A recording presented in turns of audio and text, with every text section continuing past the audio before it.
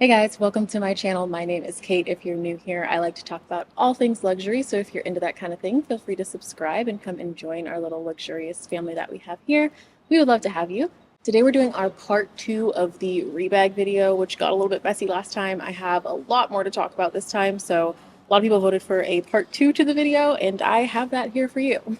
Honestly, I found enough stuff to make a part 3 for this video, but we're not going to do that. We're not going to do all that. We're going to try to get everything into this one. Okay, so first of all, I want to clarify something from the last video. A few people pointed out that She's the Posh did not actually get a resolution to her issue with Rebag, that there was still one bag that was missing. So I just wanted to clarify that. She didn't fully get it resolved as of the time of me making that video. So I was wrong about that. Just want to clarify there. So there are still some issues over there from what I understand. If you have the latest or if anything else has happened, let me know in the comments. And then, of course, keep up with her videos if you're interested. I want to talk about some other people here today. This goes a lot further than that.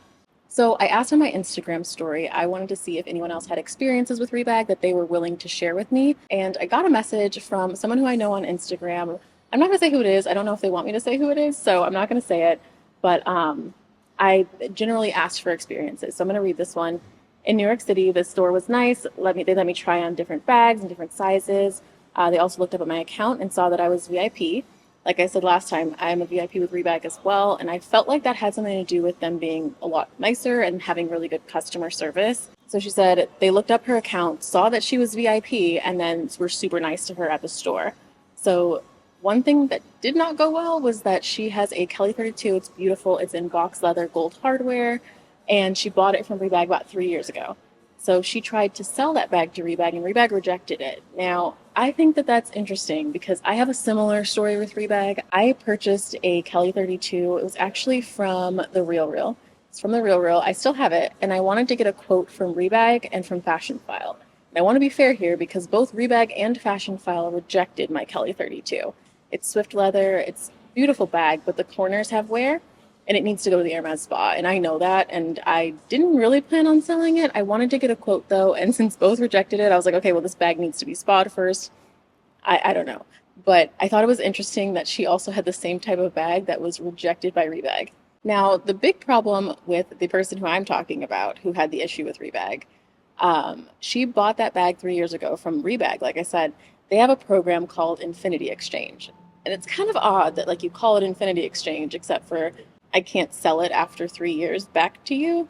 Seems kind of odd to me. So she mentions in the message that the Infinity Exchange is only up to a year, but why even name it that if it's only exchange for a year and not be too entitled?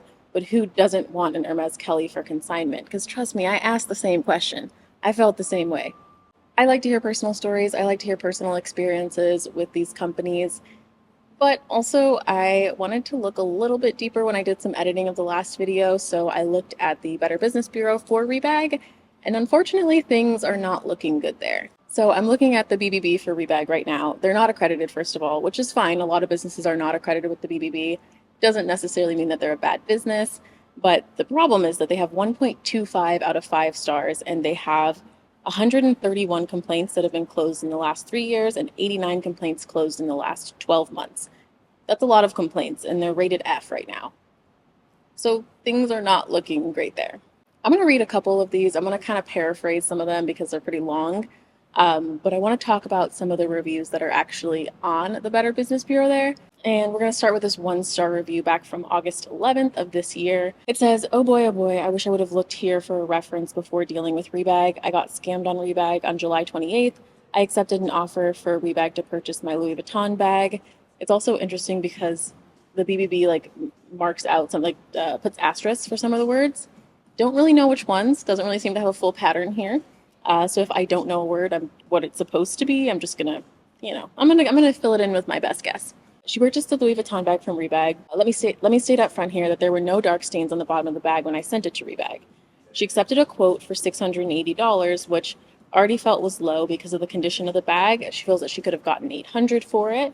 However, accepted the offer. One thing about Rebag is it's easy. So typically, if you get an offer, even if you feel like it's too low, I feel like I still accept things. I do the same with FASHIONPHILE. So not really uncommon when selling bags. It says, I sent the bag to them yesterday, and on August 2nd, they sent me an update. They said they regret to inform you that the bag was rejected due to it not being within their internal guidelines. So they sent the bag back, but not the bag that I sent to them. This bag looked different, not real, and came with dark stains on the bottom of the bag. FYI, I was also set to send this bag to FASHIONPHILE, but their offer was a little lower. It says Rebag is scamming their customers into sending in real bags and then rejecting them and sending them a fake bag with stains. I think that's a pretty bold claim. Could this have happened to this person? Possibly, but I think that saying that this is their whole game of like they're switching out bags seems like a really elaborate scheme that I just don't think would be necessarily worth it for them. But hey, who am I? I wouldn't know. It says I'm out of $1,359, which is the original price I paid. The bag now costs $2,000 in the store, and I will never do business with them again. I'd be glad to take part in a suit against them. The bag I sent was good, close to original great condition, and it showed slight wear and tear, but it was good. Anyone who knows the blank monogram, I hate that the Better Business Bureau does this. It says, I hope everyone comes here first before dealing with them. That's really disappointing. I have another one too. So, scam website purchased an Hermes handbag for over $2,000 and attempted to cancel within 20 minutes through the app. The vendor rejected my cancellation request by email, and then when I received the bag, it was obviously fake and plastic feeling. No leather smell, bottom was thin like cardboard. I asked Rebag by email to process a return before the delivery date was even confirmed, and then they changed the description of the product on the website from returnable within 7 days to final sale, and this is all after the purchase. Of course, they never responded and wouldn't accept the return. I often purchase secondhand from consignment shops, even internationally, but have never had this level of deception. And yeah, disappointing to say the least. Especially what I really, really don't like with companies, and I talk about a lot of different companies on my channel. I talk about disappointments that people have had. I talk about communication with different companies. And one thing that I really don't like, there's actually two things. One is when customer service does not respond at all. And the second is when a customer complains on social media because they can't get help from customer service and the company blocks them. And that happens too often. That's not what happened in this case, but not getting a response at all from customer service is honestly scary. Now, about the selling fakes, like I mentioned this in my last video, I've only had good experiences with Rebag, and I can only really talk about what my experience have been and other people's experiences. I can't take their experiences as truth or them thinking that a bag is fake as truth. Like I don't know. It's all alleged at this point. This next one says, I've been dealing with Rebag for years and currently am a VIP member. Due to their highly acclaimed authentication process, I didn't question it until recently. On March 22nd, I purchased a Birkin 25 Cellier leather. It's blanked out. I think it's Birkin 25 and Cellier leather due to the rarity of this combo.